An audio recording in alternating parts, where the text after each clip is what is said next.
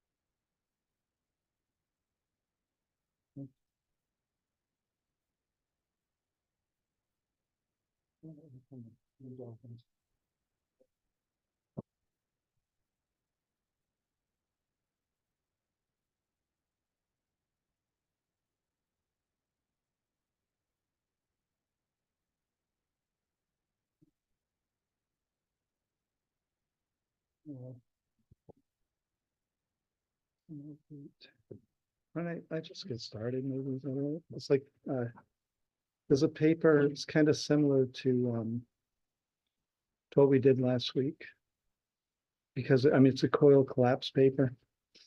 So oh yeah, I should have gotten Tanaka. Maybe I can find that. Uh, uh,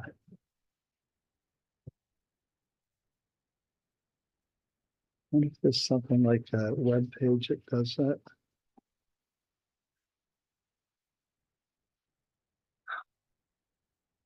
Or a review of whatever.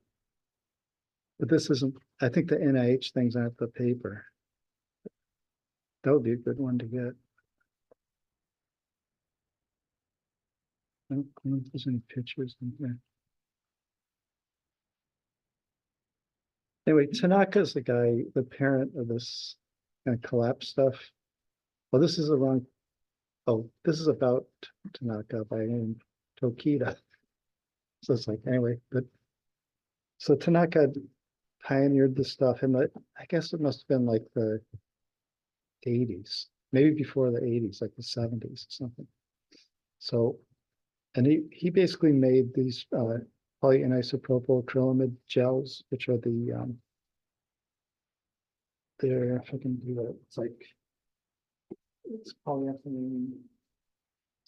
And then you have a side group, it's a hydroxide and a tertiary, uh, so it's N isopropyl. Isopropyl. Maybe it's a tertiary.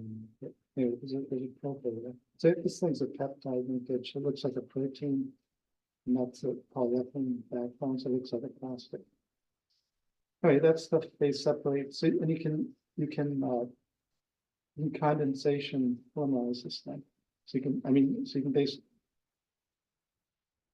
you can react it, not you can free radical polymerize it. So it's got originally got a vinyl group here. You free radical polymerize that thing with some kind of free radical. You model that these side groups. So anyway, it looks a lot like a protein. So it's kind of like a bio kind of like material. You see it, they separates out of water. So you can make this chain and then like cross-link it with the tetrafunctional cross-link agent, like divinyl benzene or something to do it. So let's see, benzene with benzene with two vinyls on it. Things like that. So this will cross-link, this will make like a polymer, and this will make a polymer. So you have a tetrafunctional cross-link site there. And you can make a network of this into a gel, and then that gel at 60 degrees C like collapses down. So you can, it's like a transitioning thing. Then afterwards, he pushed this beyond that to like any kind of let me see if I can get the slides here.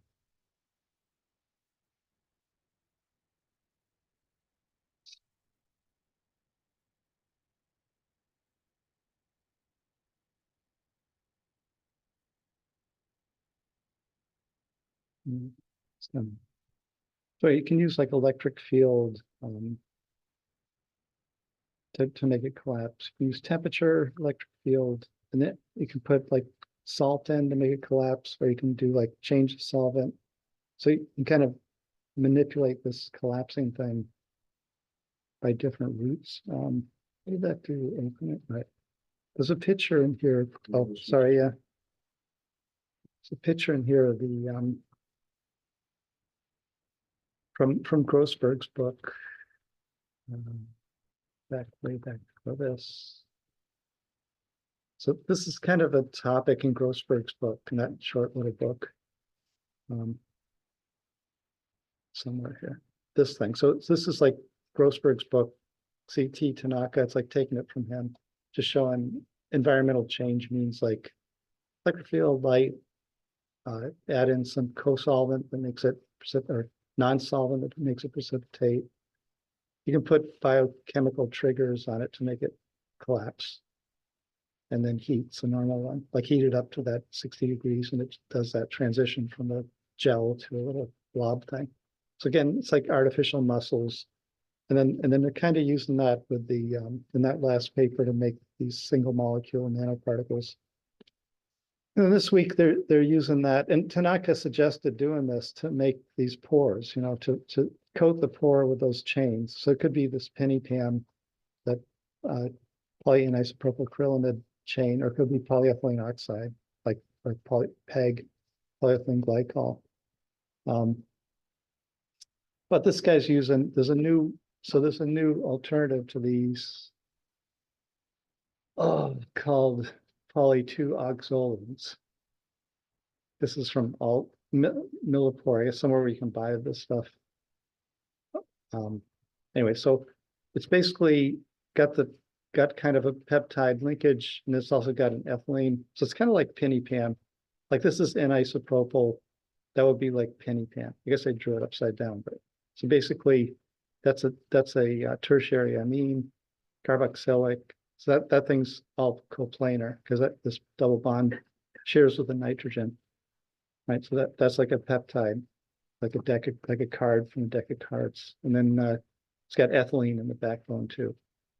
The problem with this guy is that, so see, it's a cationic polymerization. So they're selling the stuff and they make it sound like, oh, it's going to replace PEG and it's going to replace penny pan. So this is going to be like the next PEG, but PEG. So PEG to polymerize it. So PEG it's going to be like polyethylene and then an oxygen. So you have the polyethylene, so it's an ether linkage. So anyway, that's polyethylene, either polyethylene glycol, because glycol would be like that with the OHs. I mean, it's a double OH. Right? So, or it can be this guy. Right? So you can do a condensation polymerization, like take those groups out and you make water. So it's possible to do like an acidic condensation reaction of this and just make those condense into polymer chain. But usually to make that polymer, it's a ring opening. So you start with this thing, and I think you come in with a free radical and it attacks the rings. Like there's so much ring strain in that, like a 3-member ring is super stretched. Like it doesn't want to, it's really unstable. Anything you put in will make it pop open. Once that pops open, we'll just go make like something like that, and then that thing will go attack another ring, and it's just chain reaction. You know, so then you get a long chain of this PEG. So those are both really simple, rudimentary bathtub kind of polymerizations. You know, whereas this, so that's why PEG is so popular. It's really easy to make, and basically any idiot can make it. Right? But this thing, cationic, isn't like that. It's got to be under dry conditions. You need a vacuum. Pull a vacuum on it. You need to bake your glassware before you do it. So, and any kind of impurity you end up with goo. Like it's totally no use. But you can make like monodispersed chains with it, which you can't do with PEG. So if you wanted monodispersed chains, this might kind of make sense, I guess. And I think there's quite a bit of literature for these poly-2-oxazolines, so I might be giving it a bad rap here, you know, but basically he's using the methyl substituted, that one, PMEOX. And then he's using the isopropyl one that's like, looks just like PiniPam and has an LCST coincidentally at like 26 degrees C. So right at body temperature. I mean, actually there's some advantage to this because the temperature of separation for PEO and PiniPam is about 60, which is like, I think that's kind of like boiling eggs or something, right? I think it's pretty hot. So it was like 100, 130 or something Fahrenheit. Whereas these are transitioning around like a lot closer to body temperature.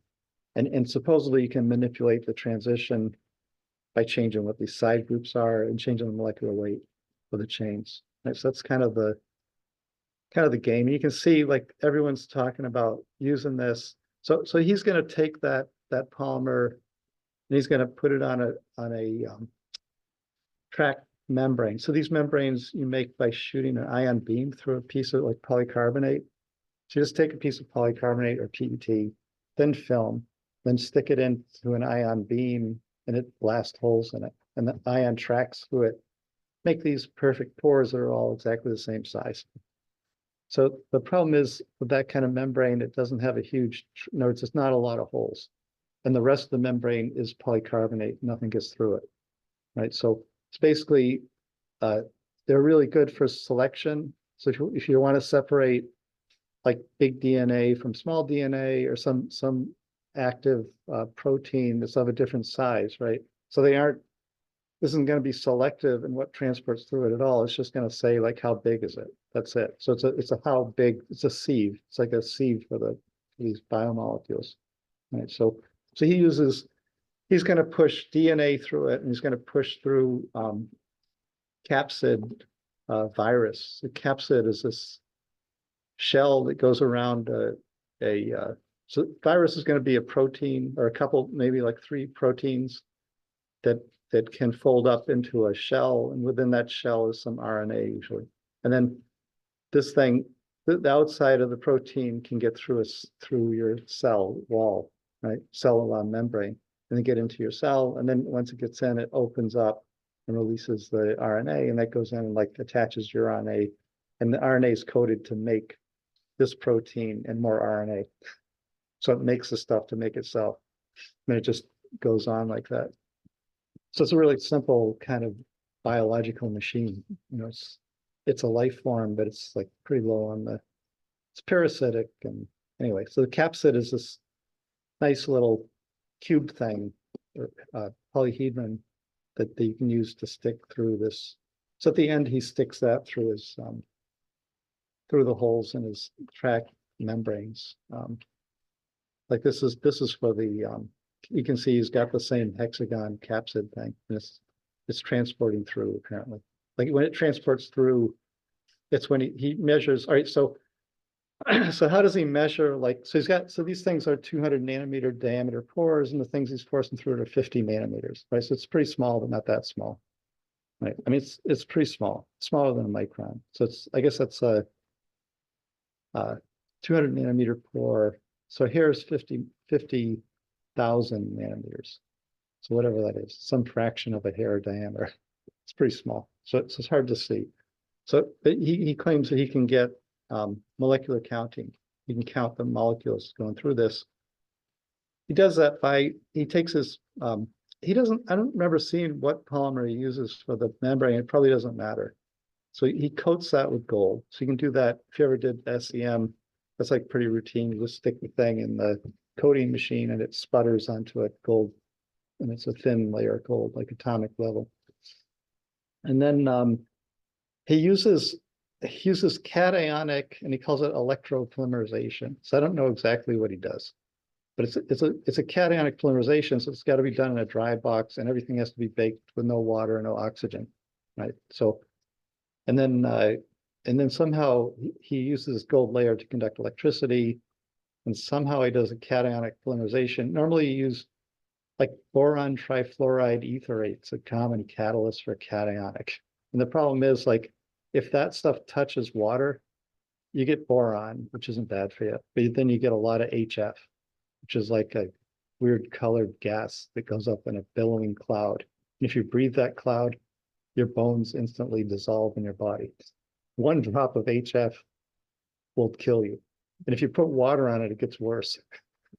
So the only way to get rid of it is calcium. They have a calcium cream that you put on that kind of chlorine likes to go to calcium more than you, So you try to draw it off with the calcium cream. So if you, I don't know, if you get stuck in that position, don't use water. Get some, what's those calcium Tums you need? Like smear yourself with Tums, I guess. That might work. I don't know. Anyway. Don't really calcium in the cream rather than liking the bones more. Yeah, it'll suck it out and it reacts and makes calcium fluoride or something. Yes, that's a permanent, just a salt. It's not bad for you. So yeah, so you basically just like when you're working with HF, you just have a tube of that around. It's a gel thing. If any gets on you, you just like put a lot of that cream on and you don't use water. Yeah. So anyway, so that's a downside to cationic polymerization. Yeah, especially at large scale. I mean, this stuff's pretty dangerous. And all the hassle of like cleaning, making sure everything's baked and all that. And degassed, it's a hard thing to do. Anyway, but he does it. So he does this electropolymerization so that the things will stick to the gold. Right. So you can see he's got the little polymer balls along. And then they also go into the core. And then when he's at the low temperatures, this is an LCST, phase separates on heating, like the stuff that like the PBME. So basically when it's cold, it's closed. When it's warm, it's open, and the warm is going to be 26 degrees C. So it's something that's not going to hurt any biomolecule, whereas a 60 degree might do something bad. So anyway, then he's going to, in order to measure like when one biomolecule goes through this thing, which is something he has to do, because he has a whole theory he derives for getting the frequency of the pops on this. So the frequencies of the pops. So let's see, there's a video of this. Let me see if I can find it. I downloaded it. Would that go to the desktop or where does it go? It goes to the download folder. Is that in here? Folder icon. This one? Oops. All right. Download. All right, thanks. This is it. So this is a video of what he gets if it runs. So the little flashes with the rings, there's one there. So anyway, whatever he counts, something like that. Somehow he can count those. So he gets a frequency of those things showing up.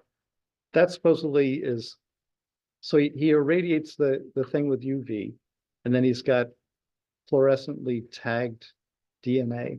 So it fluoresces. But once it comes out of the hole, it bleaches because it's residing too long in the UV. It just gets oversaturated or something, doesn't fluoresce anymore. So it only fluoresces when it first encounters the UV. So when it comes up and passes through the hole, it flashes. That's the concept here. I guess I believe him because other people have done this, right? And then he's using a thing called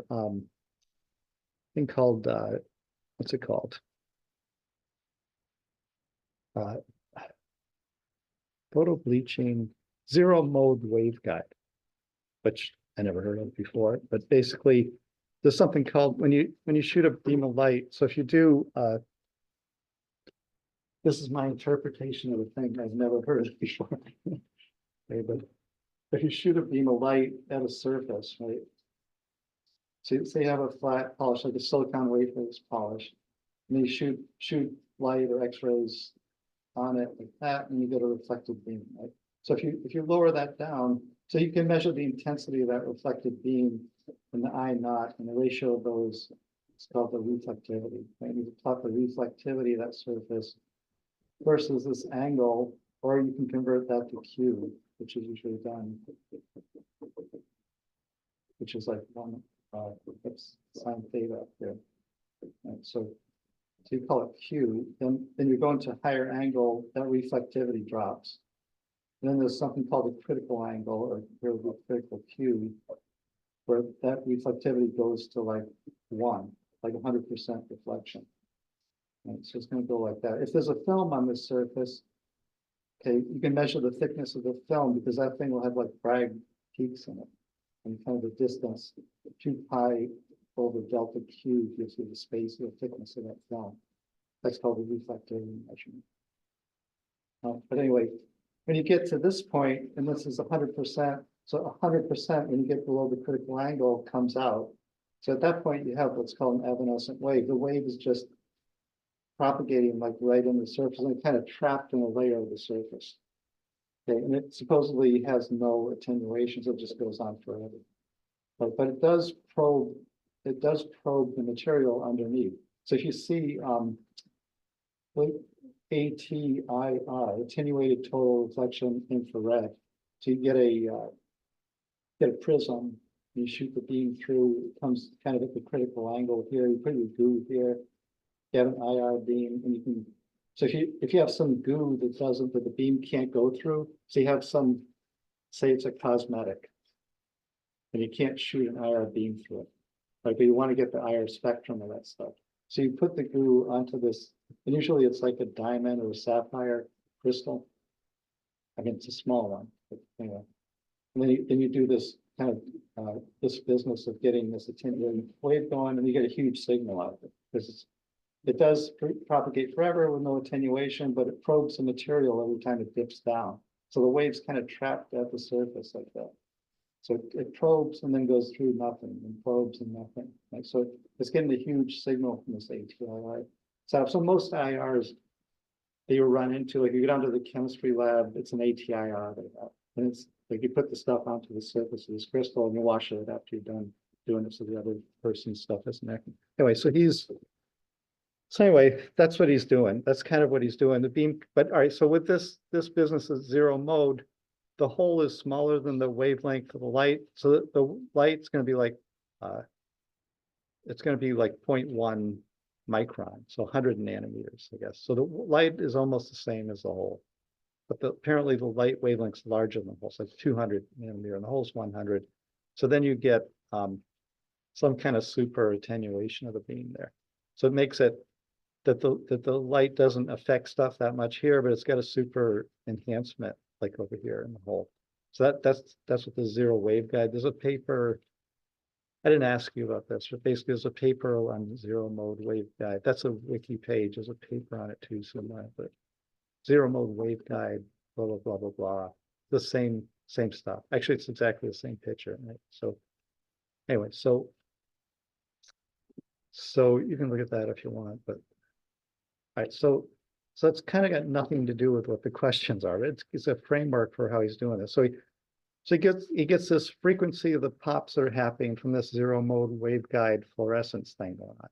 So in other words, how many per second, and then he divides by the maximum when it saturates. When he gets the most, that means when the things like when there's no blockage of the hole, then he gets a maximum number. So there's nothing blocking the flow through the hole. And he gets the flow through the hole by putting a really small pressure, like I think it's like 100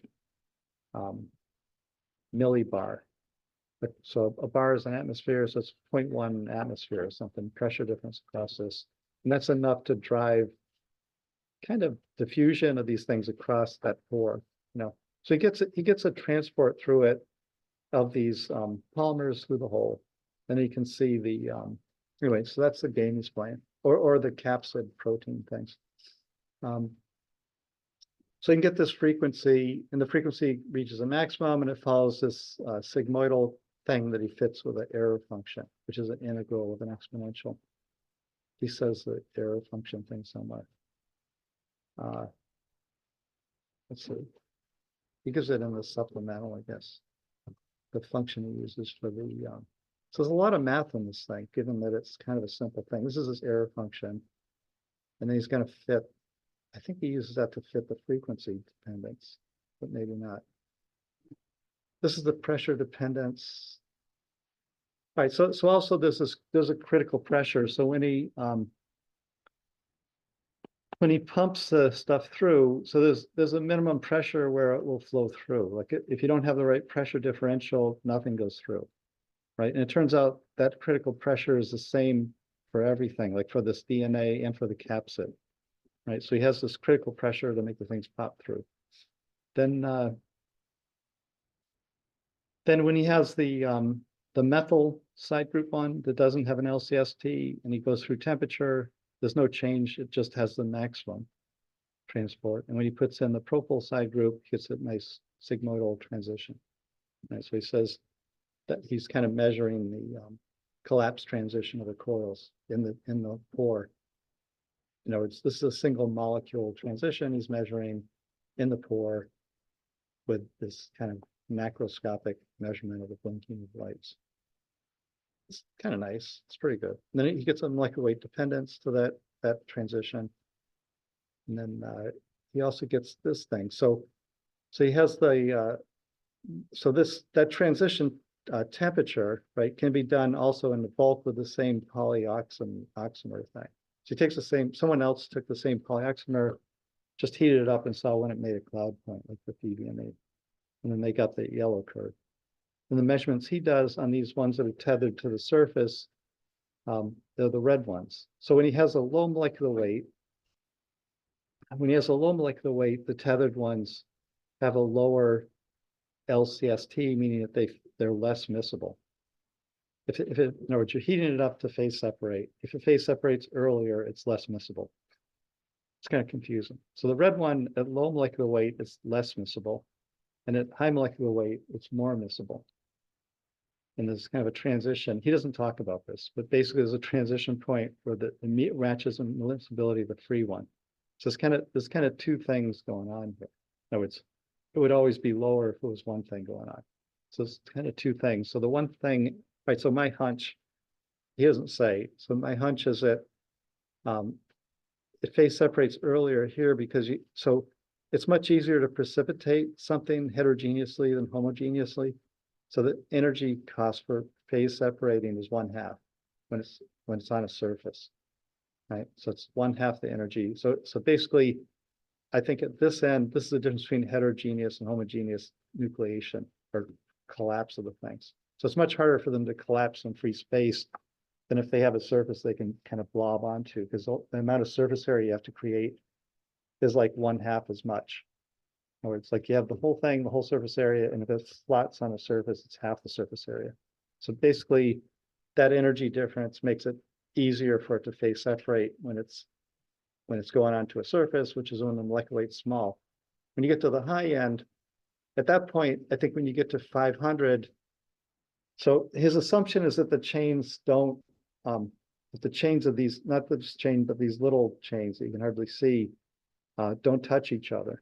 In other words, they're independent little balls. This whole analysis is based on that. When you get to the high molecular weight, if they touch each other, you get what's called a brush, and then those things can straighten out. You can get just fingers sticking out instead of balls there, right? So if their fingers sticking out, I guess they're more miscible than they would be in the bulk. So that's you can make up some other goofy story for this, but that's my story for what's going on here. And the transition point is right where this heterogeneous, homogeneous thing balances out against the stretching out behavior. Or maybe it's kind of where the stretching out starts, where it starts to see the stretching out, and then you get more miscible because of that. Right. So anyway, that's kind of interesting in and of itself. So for our purposes, so he comes up with two equations in here. One is one he doesn't mention in the paper, it's just in the supplemental, and the other is this guy.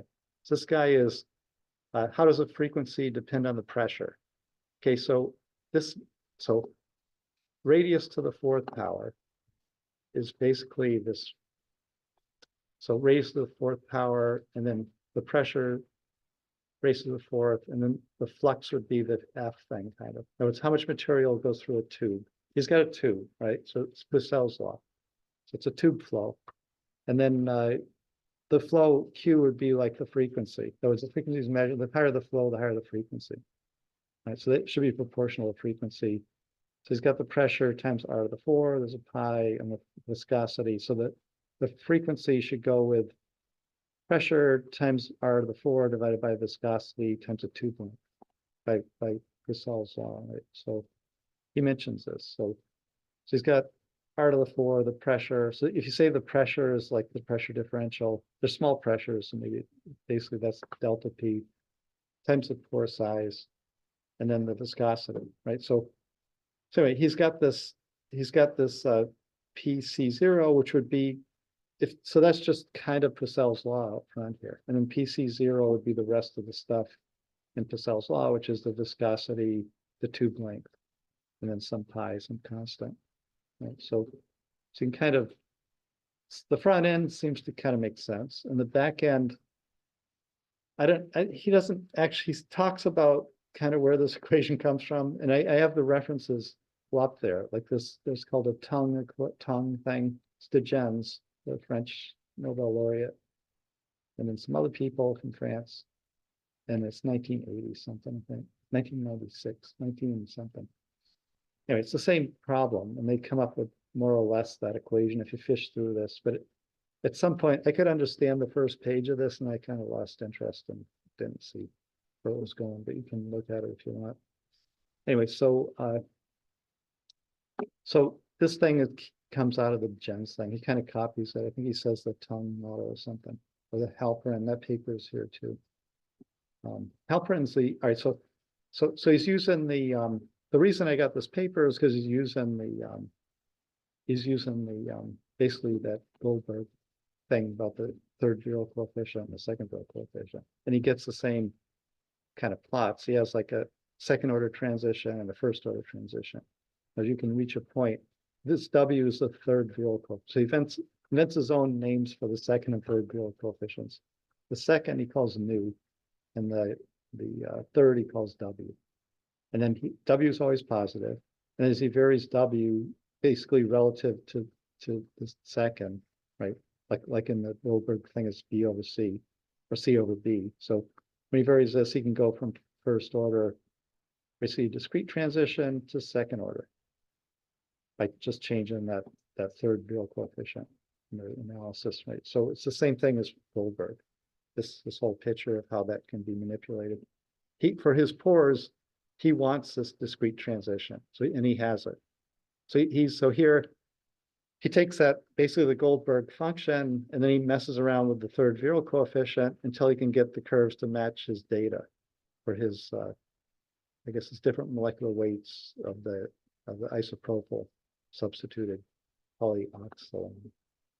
So I'm not sure what the -1 thing is here, but anyway, it matches up at some point. It's a pretty good match. Right. So just that simple coil collapse thing can predict his fluorescence data. So that's nice. I mean, I think it's pretty nice what he did. And he has that whole thing. So he skims over all that. It's all on the supplemental file. These things, I don't remember what these are. The pore diameter, frequency versus the pressure. This is that Purcell law thing. And then this is also, so these are kind of like Purcell's law matching up with his data for different pressures. You can see it's like a small pressure. So that's 0.07 atmospheres, like almost nothing. So, and then he's got the molecular weight dependence of the pore size. So, and that kind of goes as he expects to. And then he shows that it also works for capsid. So it's kind of it's a long paper, but it's kind of really short. It's like a pretty simple in some ways, but it's also pretty complicated. So the stuff that's complicated, he buries over here in the support, and he buries it in just one little section, like he calls it section 5 or something, supplemental, blah, blah, blah, blah. That's how he does the planarization. And then,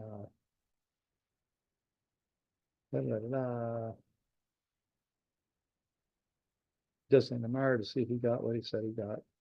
Does gel permeation chromatography to see the molecular weight. And it's a narrow distribution. And then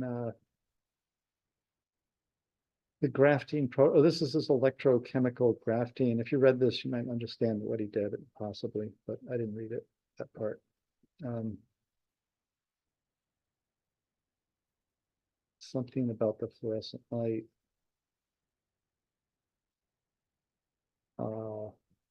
Then here, S5. So this is where he goes to Grossberg, right? So this guy Halperin. Okay, so the Grossberg thing kind of is associated with de Gennes. So we have let's see. So Halperin paper is here somewhere. I'm gonna just get rid of the capsid 0, this guy, that guy. Supporting. Oh, this is Halpern. Right. This isn't Halpern. This is Halpern's supporting information. Oh, this is ours. S5. That's our guy. Collapse of graphs. This is Halpern. Okay, so this is like 88, I guess, and it's citing this paper, the gens at let's see. This is earlier than that. It says 2000 here. This is 75, right? So that's a polymer chain in pore solvent. So this is kind of DeGen's thing for the thing we've been using for Grossberg. But Grossberg's easier to understand. But let's see. So I guess the DeGen's has this ln alpha thing here, and the alpha squared. So the ln alpha and alpha squared from this guy inside the supplemental. So he's got log alpha alpha squared. That's coming directly from this guy. So where that is. And he's got the breakdown of the free energy into entropy and enthalpy. It's the same story, it's just kind of more complicated. So it's kind of the same thing as what we've been doing. So anyway, there's a DeGen's paper you can look at, and there's this Halpern paper that he cites. Halpern kind of just lifts from the gens and sticks the polymers onto a surface. So you can get that coil collapse attached to a surface, which shifts. It doesn't really shift much, actually. So it's kind of like just saying, it's almost the same thing. Like he gets those same cubic equation kind of curves. Anyway, so he's citing Halpern to get what he talks about here, which is that the chains stretch out. So chains can want to stretch out, or they can want to mix together and go back to a random coil. So he gets this elastic term, which is from that DeGen's. Then he gets this expression for the free energy. In the end, he gets this guy, which is similar to our, kind of similar to what we have. So we have, it's like 51, right? So, yeah, we have this equation at the bottom of 51, right? And he's got this equation. So alpha 2, he defines alpha the same way. So he's got, oh, maybe there's a better version of this. No, alpha minus 6 is that guy. Omega is the third virial coefficient, which is C. And then alpha minus 3 is that guy, and nu is second virial coefficient B. And this is divided by KT, so the KTs are taken care of. And then he's got the N term is like, the N term, n to the 1/2 is our elasticity term. That's our normal ideal coil term. And then I guess this N term must come from the surface, what he's doing with the surface, and that must be inside the Halpern paper. So it asks you to kind of compare those two. So they're kind of similar, and there's this couple of extra terms, like this log alpha isn't in here, and the N term isn't in here. So it's kind of similar to this thing. I forget what it asks you to do. Let's see. What is the question? It says 5. He derives the expression for the coil expansion factor. So, and I mean, after that, he takes a derivative of it the same way, and he gets someplace he writes what alpha is, what R is. So R is alpha times R0. So that's basically his expression. Actually, he doesn't give the expression here, he gives it in the paper. In the paper, he doesn't derive it, he just spits out that equation. And then someplace, not that equation. Well, he gives the equation somewhere, the final equation, the free energy he gives there. So anyway, so it says like slides 51 to 54, like compare the two, kind of what I did, and just look at it a little bit and see how it differs. Then how do they differ? And can you explain why he's modified the equations Goldberg? So it's asking you to fish through and see why the terms are different. It's got to have something to do with the chains being attached to the surface and stretching out more or something like that. So anything you can come up with for that would be good. First thing is shows a variation, a frequency of looking through a membrane. Explain where this transition is for why. Oh, so first order, second order. Do you guys know what first order, second order is? That okay. See, it's like it's basically glass transition or melting point. Right. And if you heat it up, there's a heat of enthalpy for melting, and glass transition doesn't have a heat of enthalpy, an enthalpy of melting. Right. Because it doesn't take heat. You don't have to melt anything with glass transition. Just have to put in more free volume. You get that just by heating it. Right. So with melting, you have to break the bonds. You have to kind of break up things that are bonded together. So it takes energy. And Do that have to do with the Maxwell construction? Yes. Signal transition? yeah. So he's got the Maxwell construction. Let's see, does he show that here? What would be in here? So,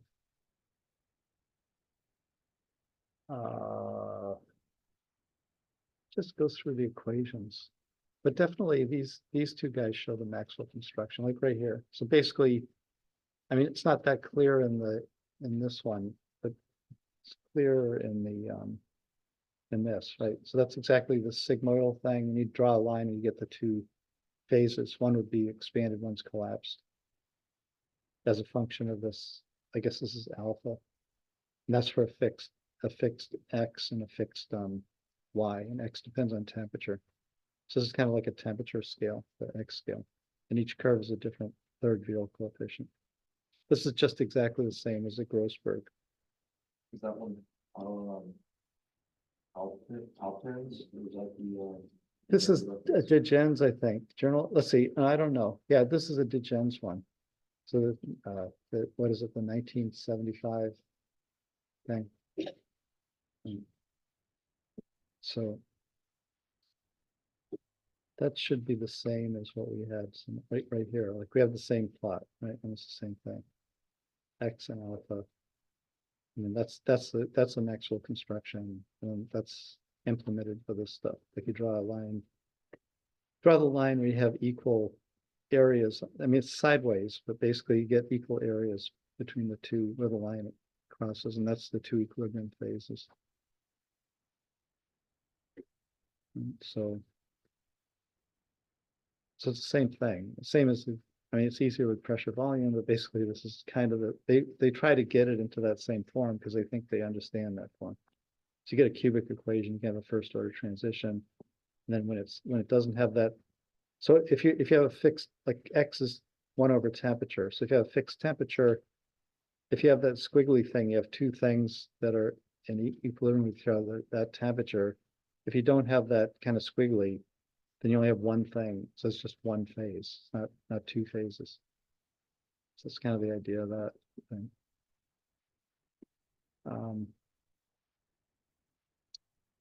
So first order, second order, you should figure out what that is. And then an example each experience, there'll be melting and glass transition. I mean, you can also talk about magnetic transition and things like that, but probably won't. Which order is necessary for thermal? So if you want to have thermal switching, you have to have first order. And the same thing, I mean, almost everybody needs first order no matter what you're doing.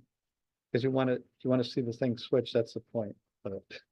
You want to have a switchable valve, like a valve that opens and closes. So everybody wants a first order transition. And then,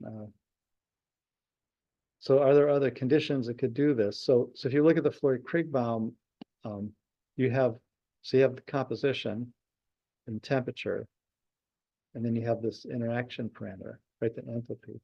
So that's the quality of the solvation. So if you say you put in a different solvent in, like ethanol instead of water, then you could drive that transition. If it's ionic interactions, if you put salt in, then you screen the interactions and they go away. And then the stuff would kind of come out of solution. So you could do it with salt. because all these things in water are basically ionic somehow, one way or another, some kind of ionic thing going on. So salt would probably make it collapse. Putting in a ethanol would probably make it collapse. Changing the temperature, that's already there. Yeah. Sorry, I don't need to, Sure. when you say when they want, everyone wants the first order, is that Mhm. because it follows more of like a linear pattern, or is it? No, if you have a valve, right, and it just gradually opens and closes, I mean, basically you want a binary situation, I think. You're trying to separate, so you have two kinds of DNA, I guess, one's large, one's small. You want to get the small ones out. So you don't want to have like a gradual, you want to just have like, I go to this temperature, the small ones come out. I go to the lower temperature and it stops coming out. Say the small one was like insulin, say it was an insulin delivery device, right? So you want to have it, so you change the temperature or you do some other thing, then it's going to come out, but you don't want it to like leak out, you know? So you want to have it like you control it with whatever computer you have. So I guess generally, I don't think there's any example where the second order is advantageous. Put it that way. You can always flip the switch multiple times or something if you want to get it to regulate what's going through. No one has ever talked about that the second order is an advantage that I've ever seen. Right? Everybody wants a first order. Even that other paper, they wanted this first order transition. So they could get the single molecule nanoparticles. Because if it was like half a single particle nanoparticle, then it would be like goo. Wouldn't be useful. I mean, in fact, the one when they did in the good solvent was like kind of a second order. Like it was partly collapsed, but it wasn't like of any use really. So I think just by happenstance, I guess no one's ever that I've ever seen that needs the second order. So it's kind of annoying. And it's kind of like you have synthetic polymers and they tend to be the second order. And then all the biological things tend to be the first order. And if they're trying to do biomimicry, you aren't achieving it with the second order. All the biology is like a first order transition. So it's kind of the idea of that.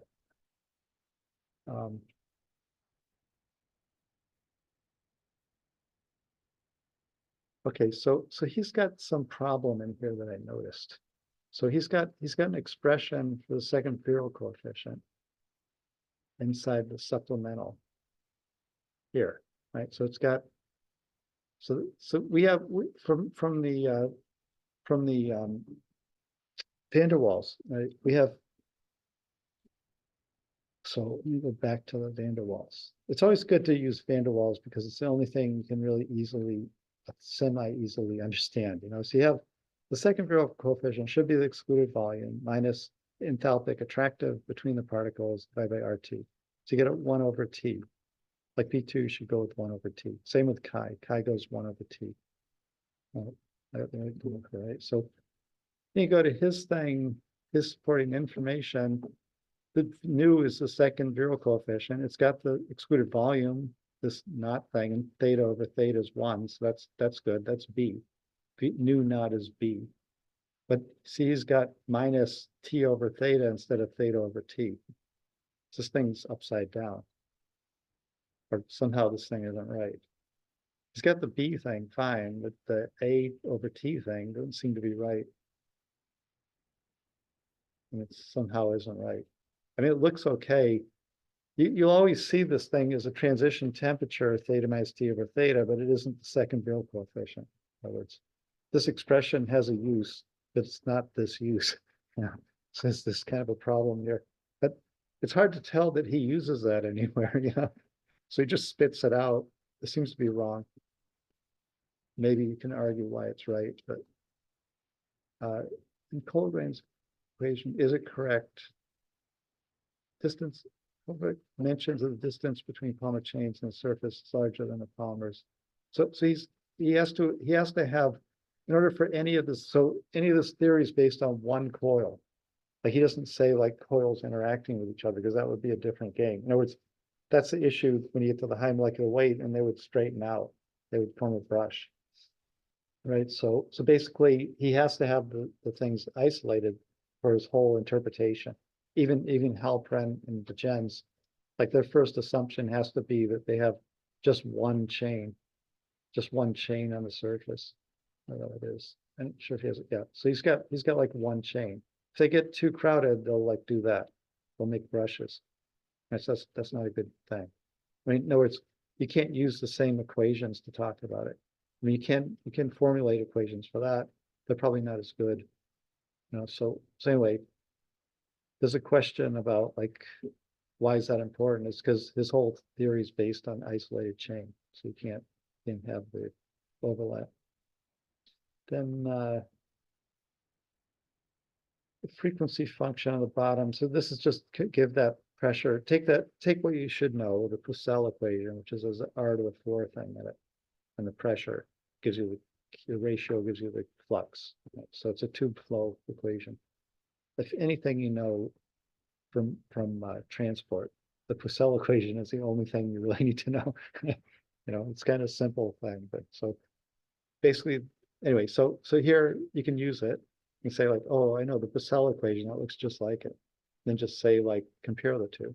Then you say, well, the difference is this exponential thing, which must come from that tongue paper, which is linked there. And you can try to, if you want, you can delve through the tongue paper and try to figure out where that exponential comes from. I didn't do that, but basically, at least knowing that the prefactor makes sense should make you feel better about it. So the exponential term, you can try to explain it if you want. I don't really do that, but here to see the theta temperature differs. This is what I talked about, the tethered and the free chain. So there's got to be some, he doesn't explain why. And basically, I think it's a feature that he should have. It's a short paper. I think it was page limited because he put everything in the supplemental. So, but basically, it's kind of obvious that you would say like that there's a difference, that there's a point where the behavior goes opposite. So something happens. If you believe the red dots, and that's not within the noise, there's no error bars and anything. So that could be within the noise, but it could also be that the error bars, he only has 2 points out here. Otherwise, the two curves would match. So the line draws this is a trick. Like you have 2 data points that differ from the yellow. And like, so you draw a line through it to give you more confidence that those are real points. Right. But so basically, he doesn't give an error bar for the star things, but they're easily the error bar in that. You can see this error of this thing is that much. So the error in that must be that much too. That means those 2 points are the same, yes, if you think about it that way. So in other words, this line and that red dot, red star are the same. Then probably that. So this end could just be the error bar. In fact, so he's drawn this red line over to draw your attention to that small deviation of 1 point. So they could just be all the same. I mean, that's another option. I mean, there's no statistical justification because it gives no error bars. So whenever you report a number, you should try to put an error on it so you can know you won't do this. Like say, oh, I can explain why that line's different than that line, because the yellow line's okay, but the red line based on 4 points. And if it was 2 points, so you could draw a line, and then 3 points, you can kind of draw 4 points. I don't know. Unless he has, I'm not sure if he has a function for that. Molecular weight dependence. He might have a function. Let's see. I think he did develop a function for the molecular weight dependence of the theta somewhere in here. Maybe it's inside here. Let me see it. Oh, molecular weight effect on critical pressure. What's the pressure? What about critical temperature? I don't see the temperature dependence, but I guess that's just the second or third derivative of the free energy expression, but he didn't write it out here. I don't know if he says, anyway, he might say that he's using a function in this thing. Should say here, pressure, oh, that's the pressure. Hold on a second. Here, C, temperature, solid lines represent model fitting with a power law. Oh yeah, I remember this. So, oh, and he gives a reference. I didn't get that paper. So if it's 0.9, it's essentially 1 over the molecular weight. So that's like the N group effect. 1 over the molecular weight would be the N group effect. 1 over the cube root of the molecular weight is some other effect. So maybe this Hogan boom explains that. I didn't get that paper. That's so weird. Is that how he does references and stuff? No, the references are numbered. So what do you mean Hogan boom? Is that cited here? Oops, I don't want to do that. Hogan, oh yeah, 22. What is Hogan boom? 22, Hogan boom. Can become. Yeah, so anyway, that might be worth looking at for that question. Maybe I'll post that up there if I get a chance. That paper.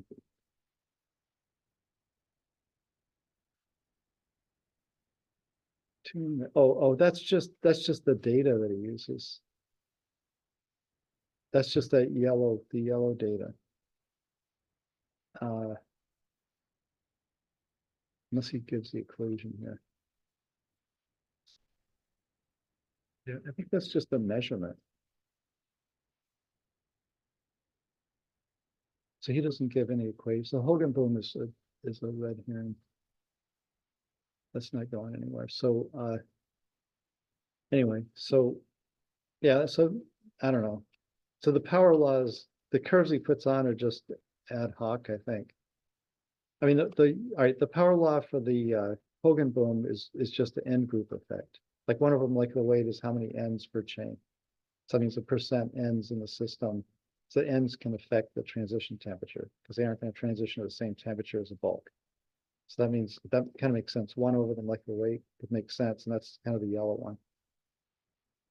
Right. But the other one to the 1/3, 1 over the 1/3 power of molecular weight is kind of weird. So, and that means the red line doesn't exist really. So the yellow line exists. It has a reason. The red line doesn't. So that makes you kind of wonder. But anyway, yeah, we can call it quits there, I guess. So that's okay. Any questions or anything on this thing? But all right. Have a good weekend.